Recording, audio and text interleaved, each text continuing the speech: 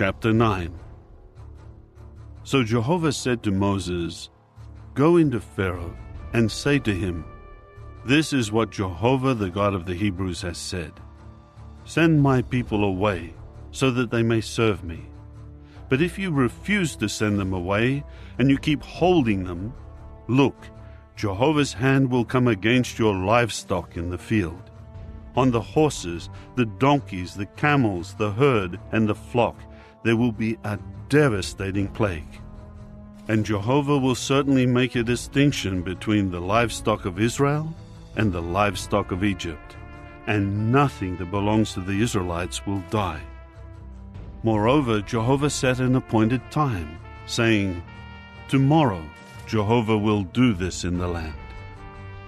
And Jehovah did this on the very next day, and all sorts of livestock of Egypt began to die, but not one of Israel's livestock died.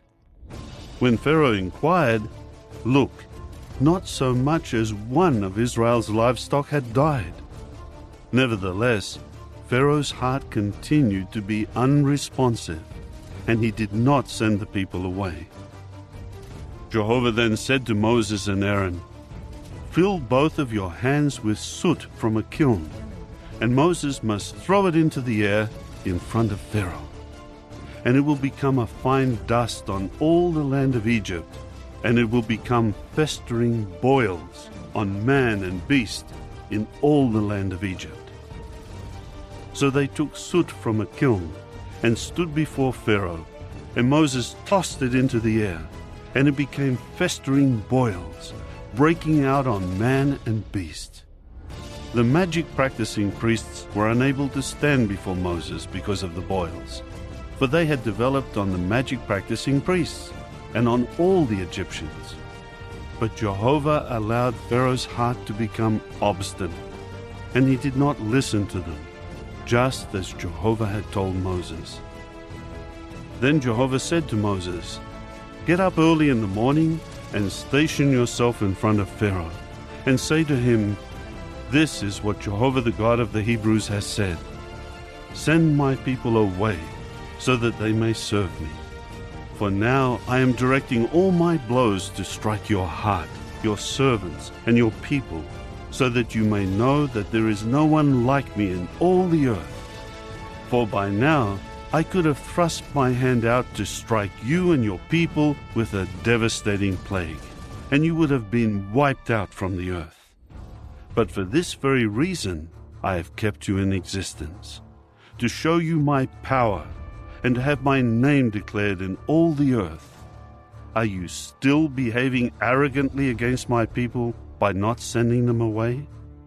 Here I will cause a very great hail to rain down tomorrow, about this time, such as has never occurred in Egypt from the day it was founded until now. Therefore, send word to bring all your livestock and all that is yours in the field under shelter. Every man and beast caught in the field and not brought into the house will die when the hail comes down on them. Anyone among Pharaoh's servants who feared Jehovah's word quickly brought his own servants and his livestock into the houses. But whoever did not take Jehovah's word to heart left his servants and his livestock in the field. Jehovah now said to Moses, "Stretch out your hand toward the heavens, so that hail may come down on all the land of Egypt, on man and beast, and all the vegetation of the field in the land of Egypt." So Moses stretched out his rod toward the heavens, and Jehovah sent thunder and hail, and fire fell down to the earth. And Jehovah kept making it rain down hail on the land of Egypt. There was hail, and there was fire flashing in the midst of the hail. It was very heavy. There had never been any like it in the land since Egypt had become a nation. The hail struck everything in the field throughout the land of Egypt, from man to beast, and it struck down all the vegetation and shattered all the trees of the field. Only in the land of Goshen, where the Israelites were, there was no hail. So Pharaoh sent for Moses and Aaron and said to them, "I have sinned this time. Jehovah is righteous, and I and my people are in the wrong. Plead with Jehovah that there may be an end to God's thunder and hail. Then I will be willing to send you away, and you will not stay any longer." So Moses said to him, As soon as I go out of the city, I will spread out my hands before Jehovah. The thunder will stop, and the hail will not continue any longer, so that you may know that the earth belongs to Jehovah. But as for you and your servants, I know already that even then you will not fear Jehovah God. Now the flax and the barley had been struck down, because the barley was in the ear, and the flax had flower buds.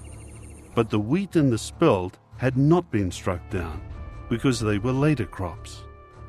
Moses now went out of the city from Pharaoh, and spread out his hands before Jehovah, and the thunder and the hail stopped, and the rain quit pouring down on the earth. When Pharaoh saw that the rain, the hail, and the thunder had stopped, he sinned again and hardened his heart, he as well as his servants. And Pharaoh's heart continued obstinate, and he did not send the Israelites away, just as Jehovah had stated through Moses.